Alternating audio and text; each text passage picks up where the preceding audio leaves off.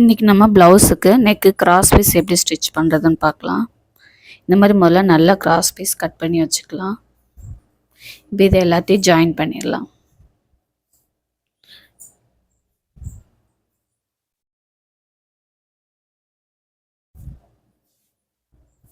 எல்லாத்தையும் ஜாயின் பண்ணிவிட்டு டபுள் ஸ்டிச்சாக போட்டுக்கலாம்.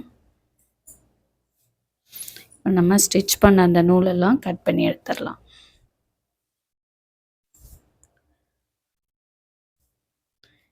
இப்போ ப்ளவுஸோட நல்ல பக்கம் மேலே வச்சுட்டு நல்ல பக்கத்தில் இருந்து இந்த கிராஸ் பீஸை வச்சு ஸ்டிச் பண்ணிக்கிட்டே வரலாம்.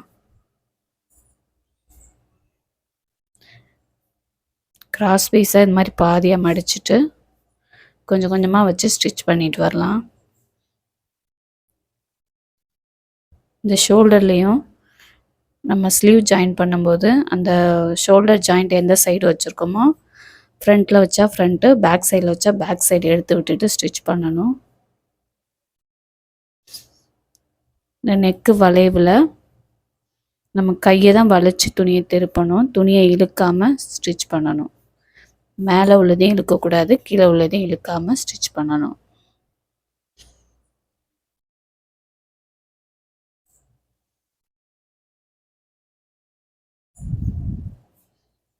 இப்போ நம்ம ஃபுல்லாக ஸ்டிச் பண்ணியாச்சு. இப்போ அதை நம்ம மடக்கு தையல் போடலாம். கிராஸ் பீஸ் வச்சு ஸ்டிச் பண்ணியிருக்கலாம். அந்த கிராஸ் பீஸ் ஓரத்தில் மடக்கு தையல் போடணும்.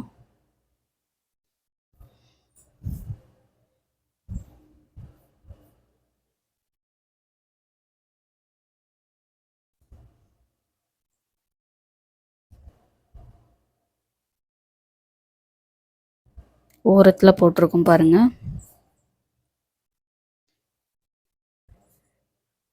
இப்போ நம்ம உள்ளே இருக்கிற பிசுரை கட் பண்ணி எடுத்துடலாம். இதை கட் பண்ணாமல் நம்ம ஸ்டிச் பண்ணோன்னா அந்த பிசுரெலாம் நமக்கு வெளியில் தெரியும், நல்லா இருக்காது. அதனால் நம்ம பிசுரை கட் பண்ணிவிட்டு ஸ்டிச் பண்ணோன்னா தான் நமக்கு நீட்டாக இருக்கும்.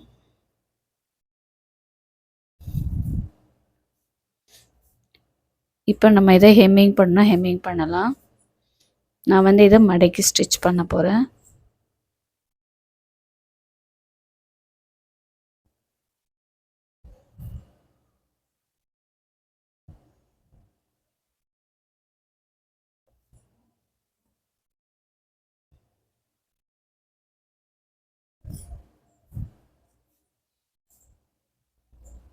இப்போ நம்ம ஒரு ஓரத்தை மடக்கி ஸ்டிச் பண்ணியாச்சு.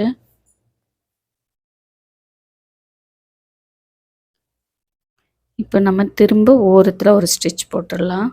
அப்போ தான் நமக்கு மேலே 2 ஸ்டிச்சாக அழகாக இருக்கும் பார்க்குறதுக்கு.